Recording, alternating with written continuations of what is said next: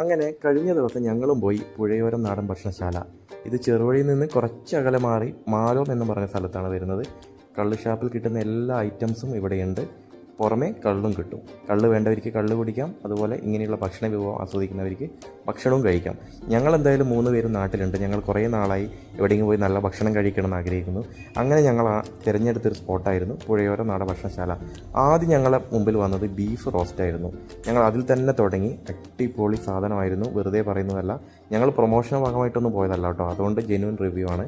അപ്പോൾ beef roast ഞങ്ങളൊക്കെ ആസ്വദിച്ച് കഴിച്ചു. ആൽബിൻ്റെയൊക്കെ കഴിക്കൽ കണ്ടാൽ തന്നെ നിങ്ങൾക്ക് മനസ്സിലാവും എങ്ങനെയുണ്ട് സാധനത്തിൻ്റെ ക്വാളിറ്റി എന്നുള്ളത്.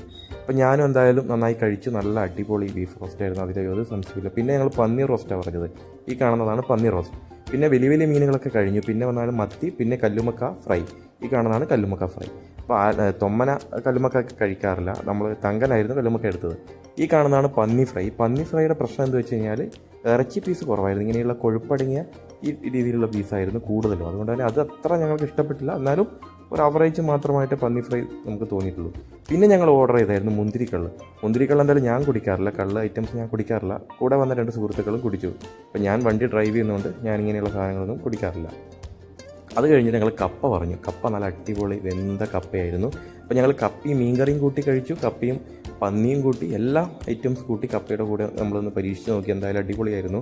ഞങ്ങൾ പൊറോട്ട, കള്ളപ്പം അങ്ങനെ തുടങ്ങിയ കുറേ ഐറ്റംസ് ഇതിൻ്റെ കൂടെ പുറമെ ഓർഡർ ചെയ്തിട്ടുണ്ടായിരുന്നു. എന്തായാലും കപ്പ അടിപൊളിയായിരുന്നു, നല്ല വെന്ത കപ്പ. പിന്നെ കള്ള് ഷാപ്പിലെ മീൻകറി നിങ്ങൾക്ക് അറിയാമല്ലോ, നല്ല എരിവും പുളിയൊക്കെ ഉണ്ടാവും. നല്ല എരിവും പുളിയുള്ള നല്ല അടിപൊളി മത്തിക്കറി, അതൊന്നും കുഴപ്പമില്ല. പന്നി ഫ്രൈ മാത്രമാണ് ഞങ്ങളെ സ്വല്പം നിരാശപ്പെടുത്തിയത്. പക്ഷേ മറ്റ് ഐറ്റംസൊക്കെ നല്ലതായതുകൊണ്ട് തന്നെ അതിനെ നമുക്ക് തീർത്തും കുറ്റം പറയാൻ പറ്റില്ല. എന്തായാലും ഇതൊക്കെ കൂട്ടി ഞങ്ങളിങ്ങനെ കഴിച്ചുകൊണ്ടിരിക്കുകയാണ്.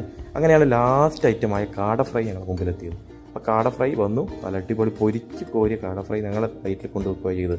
എന്തായാലും അടിപൊളി സെർവിങ് ആണ്. ഇവരെ ഒരു രക്ഷയില്ലാത്ത സെർവിങ് ആണ്. പെട്ടെന്ന് തന്നെ ഓർഡർ നമ്മളെ മുമ്പിലെത്തിക്കും. അപ്പോൾ ഇതൊക്കെ ആയിരുന്നു ഇന്നത്തെ ഭക്ഷണ വിശേഷം. അപ്പം പോകാനുള്ളവർ അവിടെ പോവുക, വിസിറ്റ് ചെയ്യുക. നല്ല ഭക്ഷണമാണ്, നിങ്ങൾക്ക് ചൂസ് ചെയ്യാൻ പറ്റിയൊരു ഏരിയ ആണെന്ന് തന്നെ പറയാം. എന്ത് തന്നെയായാലും നമ്മൾ ചാനൽ ആദ്യമായി കാണുന്നവരെന്തായാലും സബ്സ്ക്രൈബ് ചെയ്യുക, നിങ്ങളുടെ കൂട്ടുകാരിലേക്ക് എത്തിക്കുക. ഒരു പുതിയൊരു ചാനലാണ്, എല്ലാവരും സപ്പോർട്ട് ചെയ്യുക. അപ്പോൾ ഇത്രയാണ് നമുക്ക് 1314 രൂപയാണ് ബില്ല് വന്നത്.